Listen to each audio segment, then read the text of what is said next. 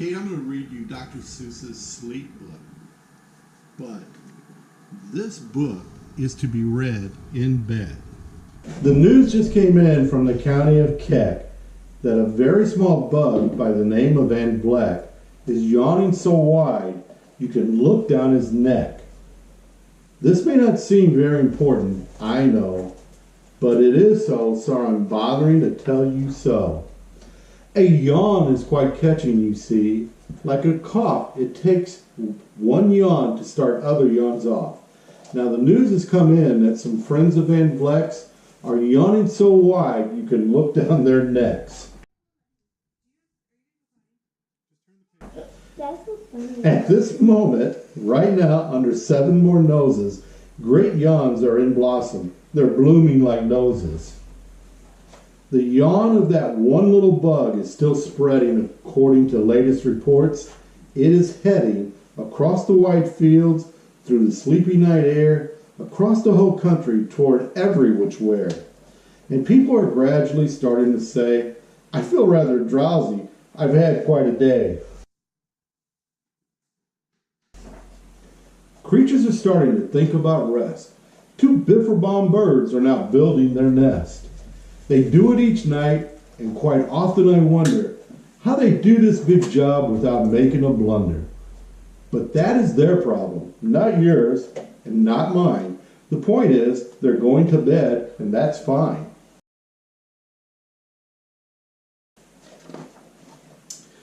Sleep thoughts are spreading throughout the whole land. The time for night brushing of teeth is at hand. Up at Herkheimer Falls, where the great river rushes and crashes down crags in great gargling gushes, the Herkheimer sisters are using their brushes. Those falls are just grand for toothbrushing beneath if you happen to be up that way with your teeth.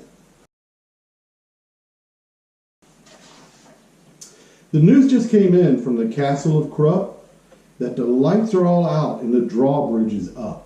And the old drawbridge drawer just said with a yawn, my drawbridge is drawn and it's going to stay drawn till the milkman delivers the milk about dawn.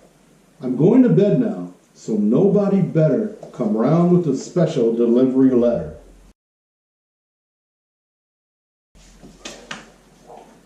The number of sleepers is steadily growing. Bed is where more and more people are going. The Culpeper Springs and the Stiltwalkers Hall, the Stiltwalker stilts are stacked on the wall. The Stiltwalkers have called it a day. They're all tuckered out and they're snoozing away. This is very big news. It's important to know. That's why I'm bothering telling you so.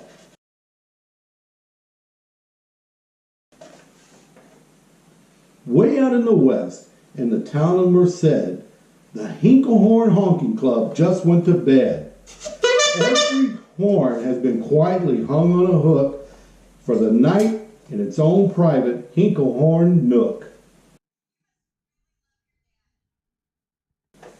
All this long, happy day they've been honking about, and the Hinklehorn honkers have honked themselves out. But they'll wake up quite fresh in the morning, and they'll start right in Hinklehorn honking again. Everywhere creatures are falling asleep. The collapsible frink just collapsed in a heap. And by adding the frink to the others before, I'm able to give you the Who's Asleep score. Right now, 40,404 creatures are happily, deeply in slumber. I think you'll agree that's a whopping fine number. Counting up sleepers, just how do we do it? Really quite simple. There's nothing much to it. We find out how many, we learn the amount, by an audio-teleo-talio count. On a mountain halfway between Reno and Rome, we have a machine in a plexiglass dome, which listens and looks into everyone's home, and whenever it sees a sleeper go flop, it jiggles and lets a new biggle ball drop. Our chat counts these balls as they plop in a cup, and that's how we know who's down and who's up.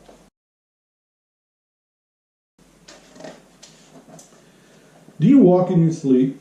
It's a wonderful sport, and I have some news of this sport to report.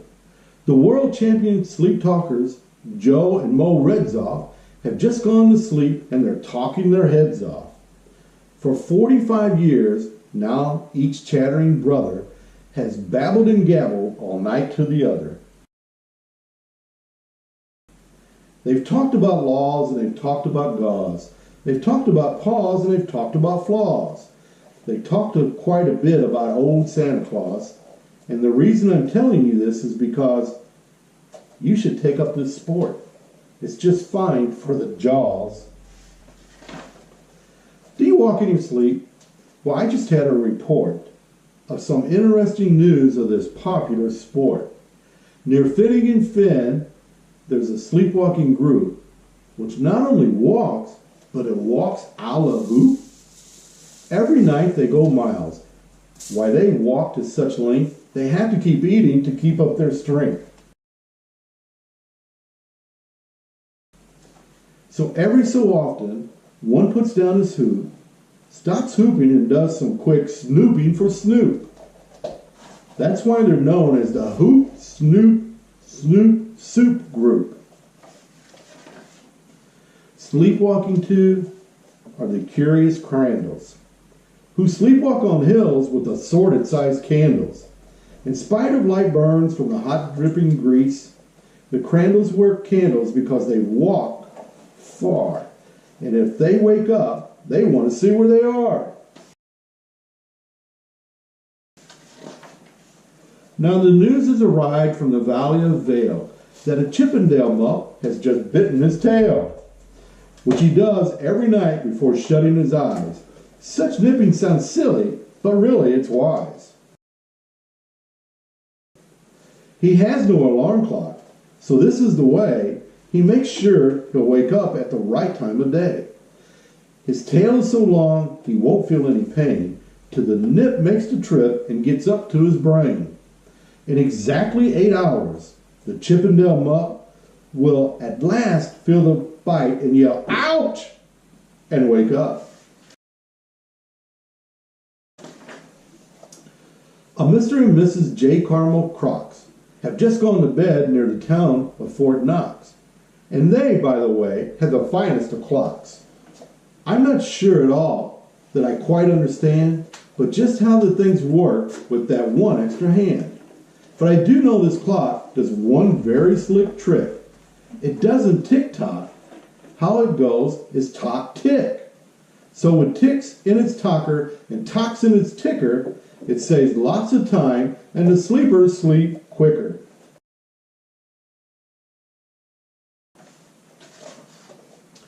What a fine night for sleeping. From all that I hear, it's the best night for sleeping in many a year.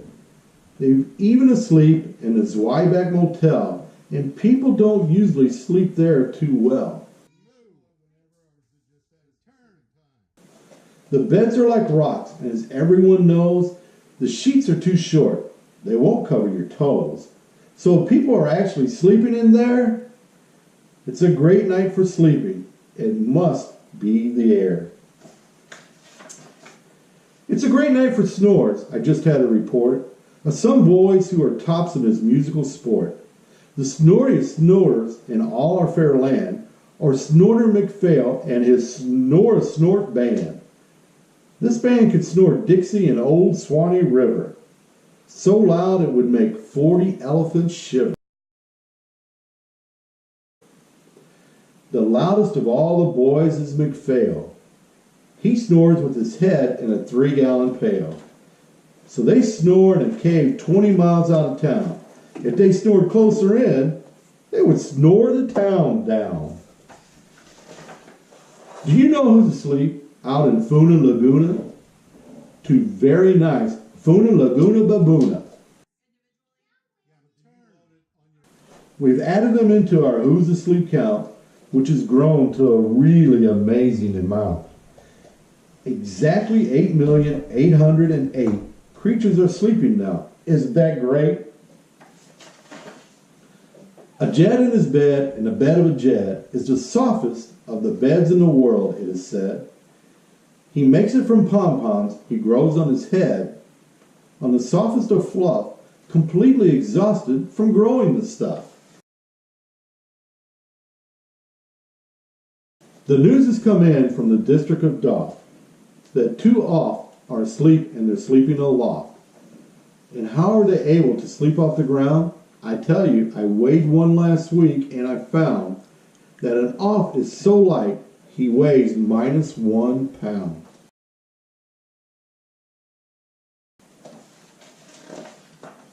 A moose is asleep. He's dreaming of moose strings. A goose is asleep. He's dreaming of goose strings. That's well and good when a moose dreams of moose juice, and nothing goes wrong when a goose dreams of goose juice. But it isn't too good when a moose and a goose start dreaming they're drinking the other one's juice.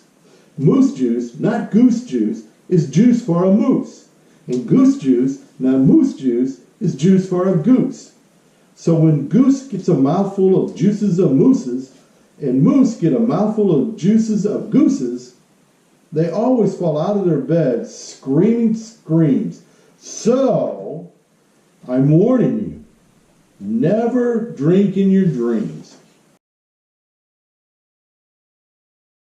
Speaking of dreaming, I think you should know that the Bubble Tub Club is now dreaming afloat. Every night they go dreaming down Bubble Tub Creek, except for one night every 3rd or 4th week. When they stop for repairs, cause their bubble tubs leak. But tonight they're afloat, full of dreams, full of bliss. And that's why I'm bothering to tell you this.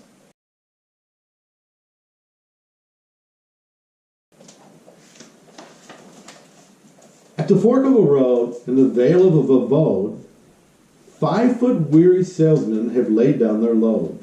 All day they've raced around in the heat at top speeds, unsuccessfully trying to sell the Ziffer Zoop seeds, which nobody wants because nobody needs. Tomorrow will come, they'll go back to their chore. They'll start on the road, zisser zoofing once more. But tonight they've forgotten their feet are so sore. And that's what the wonderful night plan is for. Everywhere creatures have shut off their voices. They've all gone to bed in the beds of their choices. They're sleeping in bushes, they're sleeping in crannies. Some on their stomachs and some on their fannies.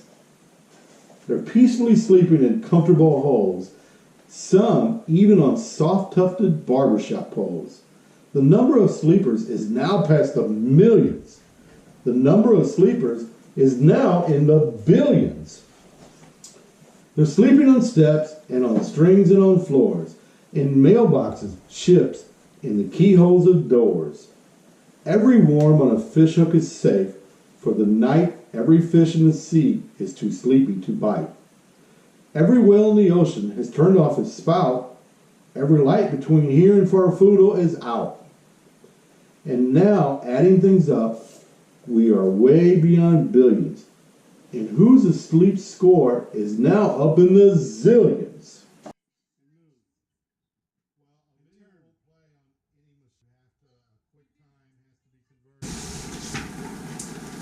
99 zillion, 9 trillion and 2. Creatures are sleeping, so how about you? When you put out your light, the number will be 99 zillion, 9 trillion and 3.